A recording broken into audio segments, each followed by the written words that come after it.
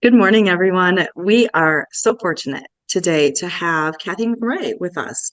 Cathy is the project coordinator for the WIPA project at the Art Michigan, and I am going to be quiet. She's the expert here. I'm going to turn it over to her, and she will tell you all about what the word WIPA means, and she's going to talk to you about the difference between SSDI and SSI. Good morning, Cathy. Hi, Renee. Hi, everybody.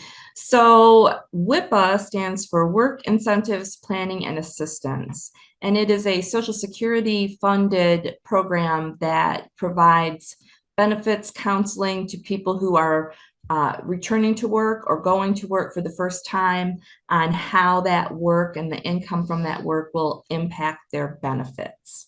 So that's what WIPA does, and we are all across the state. I run one of the projects that covers most of the southern lower peninsula, but there are two other projects that cover the rest of the state. So no matter where you live in the state of Michigan, you can get free benefits counseling through WIPA if you are working or planning to return to work. So today we're going to talk about SSDI versus SSI and what is the difference between those two programs. Let's get started. So I want to start out with a definition of disability if you are over the age of 18. There's a different definition under the age of 18, but I'm not going to go into that today. If you're over the age of 18 to be eligible for either SSI or SSDI, you must meet Social Security's definition of disabled. And Social Security defines that as an inability to engage in any substantial gainful activity by reason of any medically determinable physical or mental impairment, which can be expected to result in death, or which has lasted or can be expected to last for a continuous period of not less than 12 months. So there are three parts to that, and you have to meet all three parts to meet the SSA definition. So one of these terms, substantial gainful activity, isn't something that we use in our everyday life. And I want to explain to you what that is. Substantial gainful activity is a decision that Social Security makes, and it's based on countable gross earnings. So gross earnings are before taxes, and it changes almost every year. In 2023, substantial gainful activity, if you are not blind, is $1,470 per month. Again, that's gross earnings.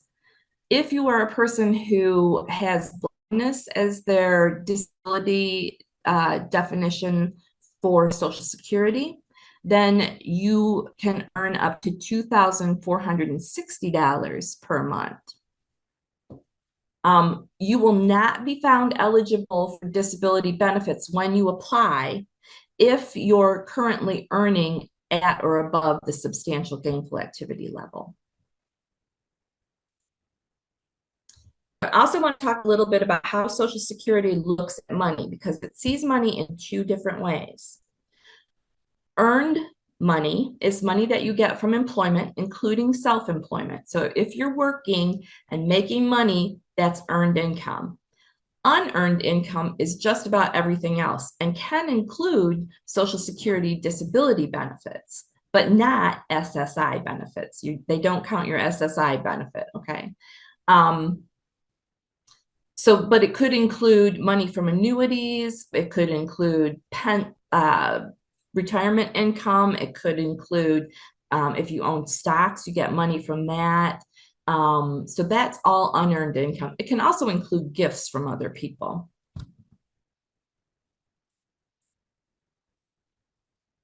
So let's take a look then at these two disability programs. And on the surface, they look pretty similar. They both come with a cash benefit.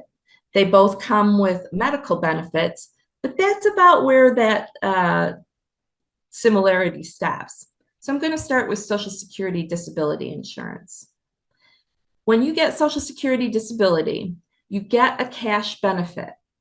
And that benefit is based on someone's earnings from work. It might be your earnings if you used to work and had to stop working because of a disability, or it could be based on, for example, a parent's earnings. If you had a disability that you were born with or acquired as a child, then you could get a benefit called childhood disability benefit. And that is going to be based on a parent's earnings. The medical benefit that comes with SSDI is Medicare. Eligibility for SSDI is based on the time someone spent working. So they count the quarters per year that someone worked and how much they earned during those quarters. And that determines whether or not you have enough time in work to be eligible for SSDI, or the person whose income they are looking at had enough time to be eligible for SSDI, and also how much money you're going to get in that benefit. SSDI only counts earned income. SSDI doesn't care about unearned income. So if you have annuities, or if you own stocks, or if people give you gifts, SSDI doesn't care about that. It only cares about the money that you earn from work. And SSDI has no resource or asset limits. So you can have as much money in savings, you can own 3 houses, you can own 4 cars. SSDI does not care about your assets. Let's take a look at SSI.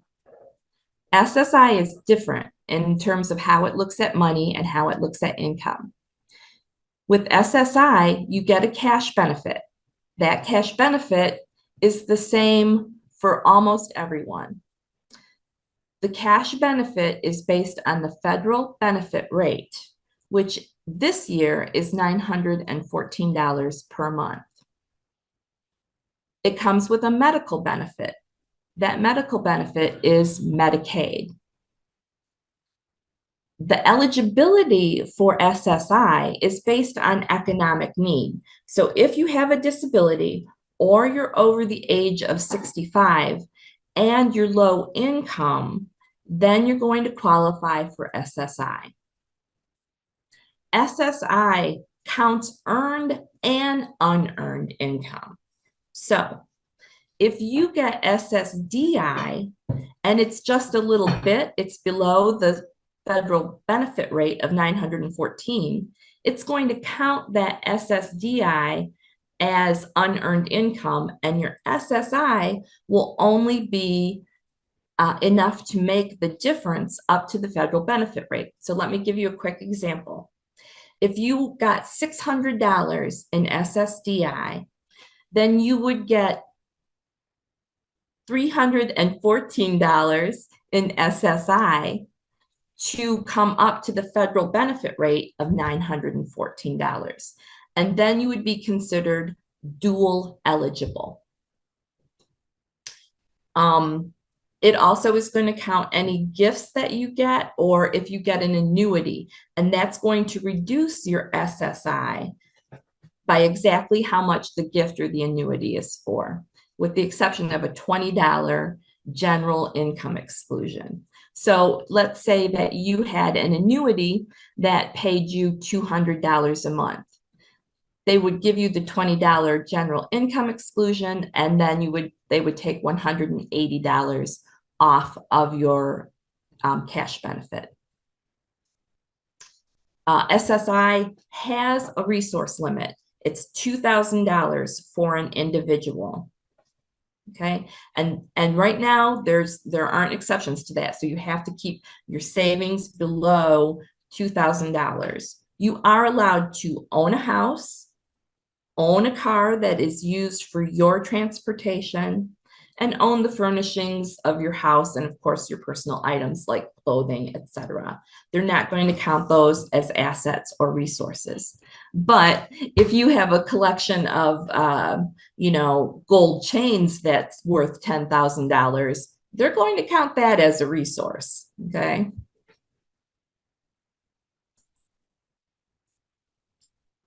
So that is the basic definition of, I'm going to stop sharing my screen, of SSI and SSDI. So what kind of questions do folks have for me? Oof. I don't know if it's necessarily a question, but I have an observation.